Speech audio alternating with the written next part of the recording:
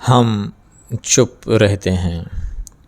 مسافر کوچ مال گاڑی کی طرح ڈیزل لوڈ کرتے ہیں جو کہ بس کو تیز رفتار بم بنا دیتے ہیں۔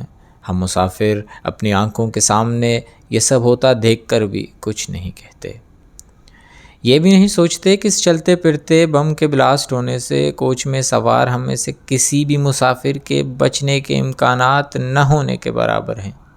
پھر بھی ہم پیسے بھر کر ٹکٹ خریدتے اور چپ چاپ بیٹھ جاتے ہیں۔ نیشنل ہائی وے اتھارٹی نے مسافر گاڑیوں کے لیے جو اسپیڈ لمٹ اور SOPs وضع کی ہیں، ڈرائیور حضرات انہیں اپنے پیروں کے نیچے اسکیلیٹر تلے دبا رہے ہوتے ہیں۔ کوچ کی اوور اسپیڈنگ کے ساتھ خطرناک موڑ پر ایسے کٹ لیتے ہیں جیسے انہوں نے جنت یا دوزخ کی ٹکٹ کر رکھی ہو، مگر ہم مسافر ہیں کہ چپ چاپ رہتے ہیں۔ بس کی ڈرائیونگ سیٹ پر عموماً ایسا چرسی بیٹھا ہوتا ہے جس کی آنکھوں سے لالی ٹپک رہی ہوتی ہے۔ وہ ڈرائیونگ کرتے ہوئے کبھی فون چلا رہا ہوتا ہے تو کبھی چرس بنا کر پھونکیں اڑا رہا ہوتا ہے، مگر مجال ہے ہم مسافر اپنی ذات کے حق میں منہ کھولیں۔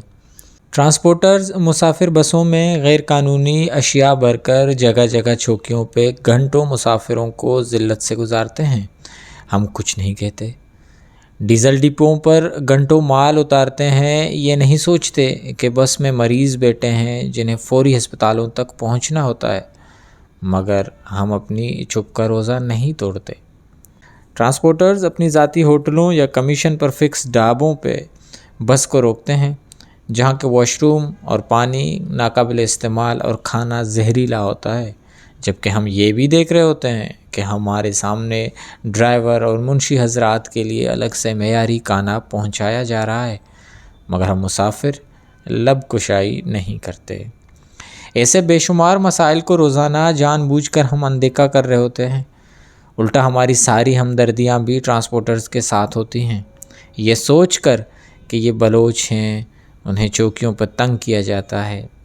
یہ نہیں دیکھتے یہ سرمایہ دار ٹرانسپورٹرز ہر طرح سے ہمیں لوٹ کر، ہمارا استحصال کر کے، ہمیں اذیت پہنچا کر، ہماری زندگیوں سے کھیل کر صرف اور صرف اپنا سرمایہ ڈبل کر رہے ہوتے ہیں۔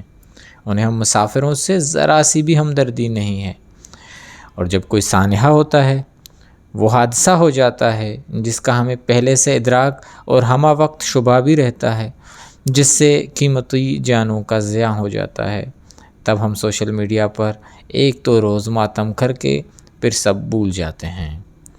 اور یہ تعویل کہ ریاست نے بلوچستان میں کوئی موٹر وے نہیں بنایا، سارے سنگل روڈ ہیں اس لیے حادثات ہو رہے ہیں، تو یہ سادگی بھی ہماری انمول زندگیاں چھیننے کی وجوہات میں شامل ہے کہ ہم اپنی سادگی میں بھول جاتے ہیں کہ نوآباد کار نے اپنی نوآبادیوں میں ایسا انفراسٹرکچر جو عوام کے مفاد میں ہو تاریخ میں کبھی تعمیر کیا ہے اور نہ آئندہ کرے گی۔